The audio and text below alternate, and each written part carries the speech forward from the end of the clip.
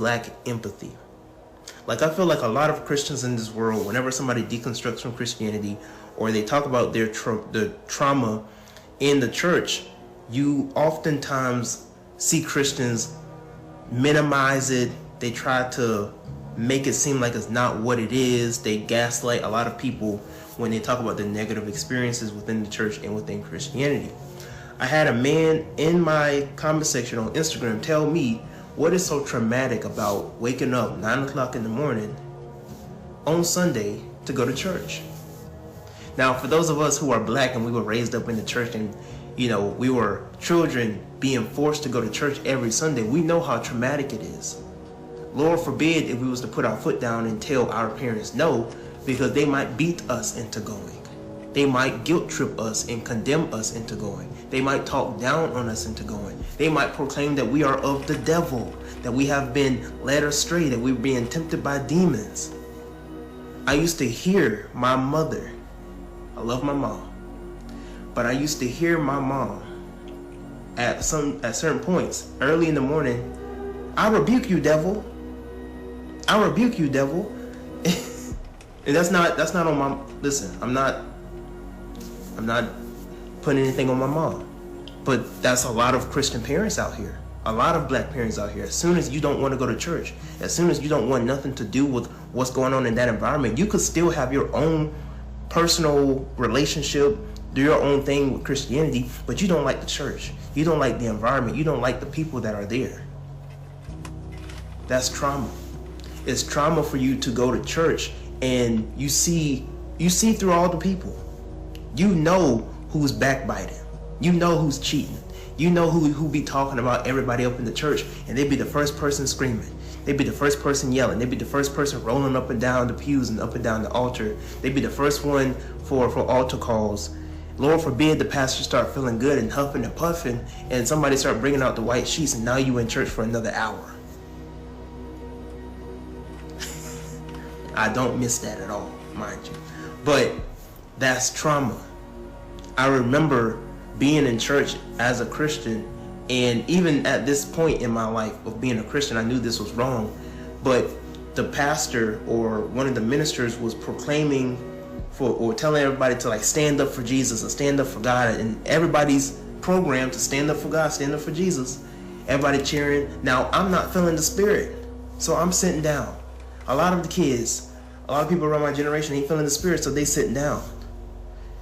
This minister decided to like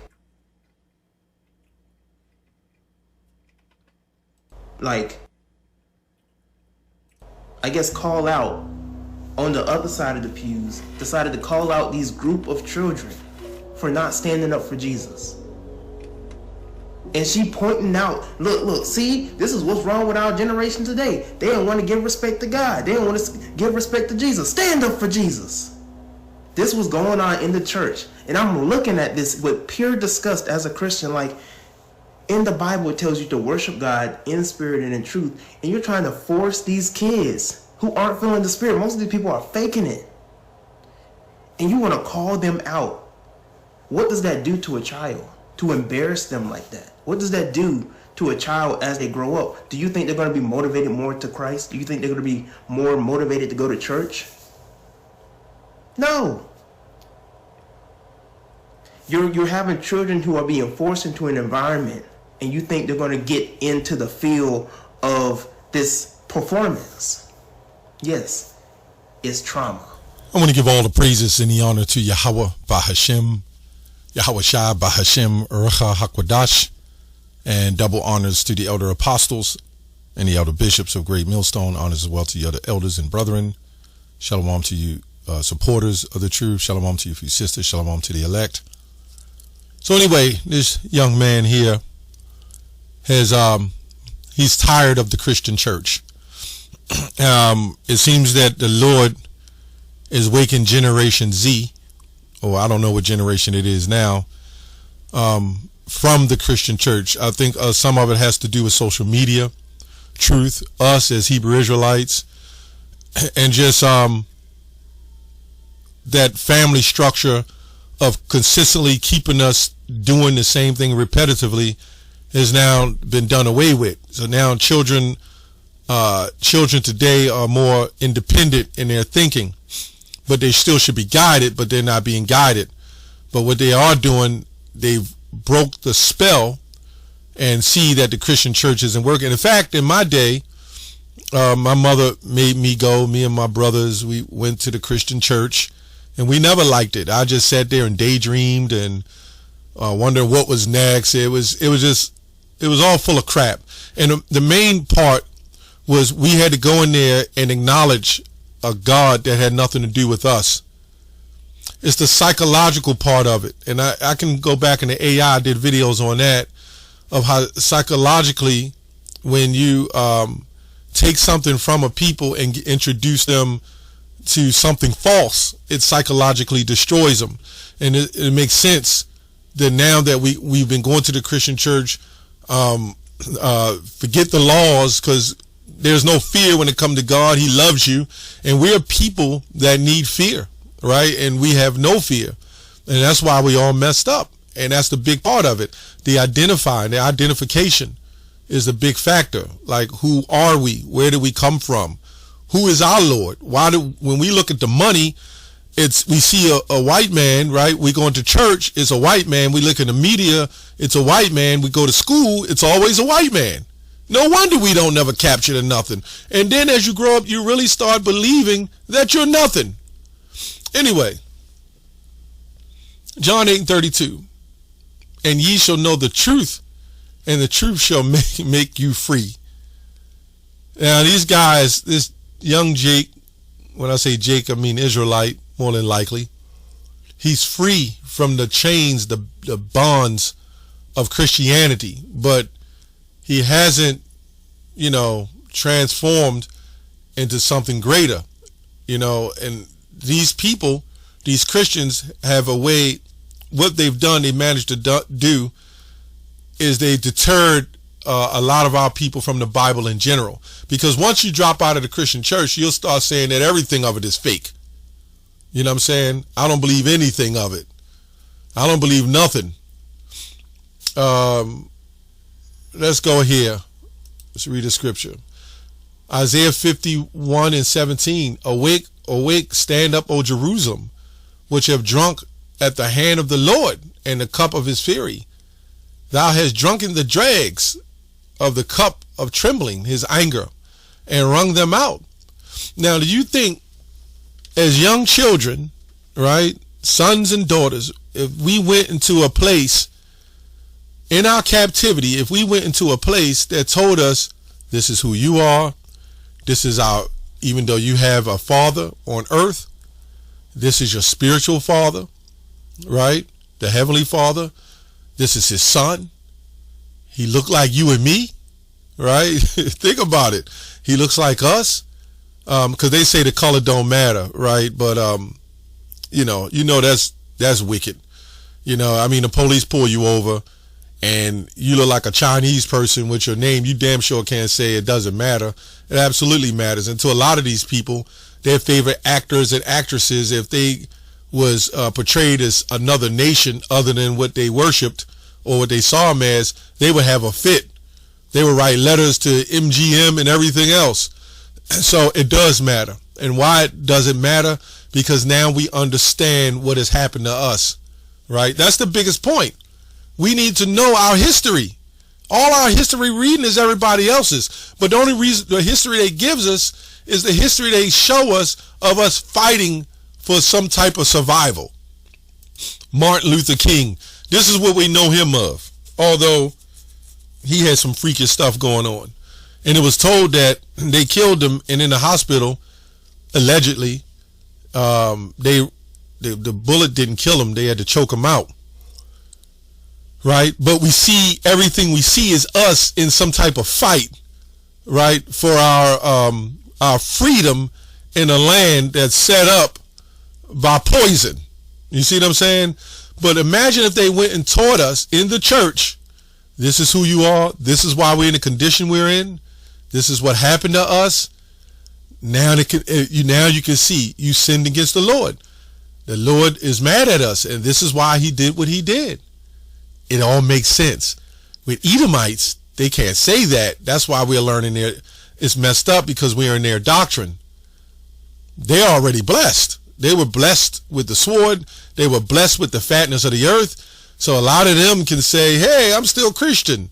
Although some of them are Israelites. But a lot of them, they don't have that to understand. But we do. We need answers. And that's the point. We wanted the answers. We got them. Now we understand. Now we don't have to fall into the hands of drug dealing and adultery. Going to getting hooked in prison and eating this pork, right? Now our lives are being saved, and they don't like it. I mean, if you think about it, with all these Hebrew Israelites, and now we don't eat their pork, their crabs, and their swine, right? We don't commit the adultery. We're not doing the witchcraft, the drug dealing, right? Exploiting our people, rap videos with booty twerkers and all kind of manners of evil. I don't understand why rap music is not on a list of defamation, right? Or in a hate group. I don't understand why the Bloods and Crips isn't. I don't understand why genocide is not listed as a hate group. But anyway, this is what happened to us. And then you can go to Deuteronomy 7:6. It says, for thou art a holy people, the Lord your God has chosen thee to be a special people, as it says here, for his treasure possession out of all peoples who are on the face of the earth. But somehow everybody say that's changed, and that's Christianity. Christianity did give us a platform to, when it comes to the Bible, and the Lord allowed that. But now we woken up. Imagine if we weren't Christians, we wouldn't understand being a Hebrew Israelite. To some degree, we were still introduced to the Bible. Let's go to Deuteronomy 28:15. But if it shall come to pass, if thou wilt not hearken unto the voice of the Lord thy God, to observe and do all his commandments and his statutes, which I command thee this day, that all these curses shall come upon thee. Right? All through here it talks about your eye being evil towards your brother, right? Your family leaving, the curses. Cursed shall thou be in the basket in the store, right? You're buying, the scriptures also say you will buy your own water. You'll buy your own food because the earth is for our sakes. Bottom line is Christians and these heathens and these other nations, right? They don't want us to be special because they understand if we wake up, they're in trouble, right? They're in trouble. This is why they made a separation between us and our women. But guess what? The Lord's going to wipe that away too. And there's going to be a time where us and our women going to get back together and have some type of order too. Right? I'm just going to read a couple of these. Now this goes, Deuteronomy 28 goes to different dispensations of time. So it's not always, and sometimes twofolds. We see things happen in Babylon in 70 AD. Things in Syrian captivity, and 70 AD. So, we see some of these things going to come back when it curses and famines come to this day. Right? Well, Deuteronomy 28:48. There shalt thou serve thine enemies, which the Lord shall send against thee in hunger and in thirst, and nakedness, and in want of all things, and he shall put a yoke of iron upon thy neck until he have destroyed thee. This is also said it happened in Babylon. Not sure how true that is, but we do know that Ecclesiastes 1:9 says there's no new thing under the sun. See, the problem with the Christian church, they never teach the Bible. And it's kind of late for them, and that's why they're going around trying to debate Hebrews and Hebrew Israelites, and they saying it's all, forget the Old Testament, it's just all about salvation. Right? It was easy for our slave masters to say, hey, be saved if you believe in Jesus. Because if you didn't believe in Jesus and say you wasn't saved, then you were killed. You can look that up. Read the book called How to Make a Slave. They had that, and they knew it was our book, right? And then of course, we had the writings in forms of Hebrew and so forth, but that's what we wrote. But as time, during like the 1500s, when the Bible was translated, 1600s, into that old English, right? Which was still us. So some of us didn't even understand the English because of where we were located. So then they took it and retorted to us. You know what I'm saying? So, the Lord shall bring thee against thee from afar, from one end of the earth, as swift as the eagle flieth, a nation whose tongue thou shalt not understand. So if the church ever matched reading this history, right? And this is just milk, but reading this history along with what we learned in school, then we could put it together. But no wonder they said, no, we're going to let the church is part of the state. You know what I'm saying? I mean, when you look at the church and the courthouse, they all look similar. One just have a cross and one has a state seal. That's pretty much it. Let me see here. Let's get another one. I'm just hitting the points. And the Lord shall scatter thee among all people from one end of the earth even to another, and there thou shalt serve other gods which neither thy fathers have known, even wood and stone. They have it now where your child reach 18 and you cheer and you stand for them because they graduated high school, which is an accomplishment in this society. I'm not saying that. But the way things are and the witchcraft, really you find out when you really get into the so-called real world. You just went from one concentration camp into the world of confusion, right? And the Lord shall bring thee into Egypt again with ships, by where I spake unto thee. Thou shalt see it no more again. And there thou shalt be sold unto your enemies for bondmen and bondwomen, and no man shall buy you.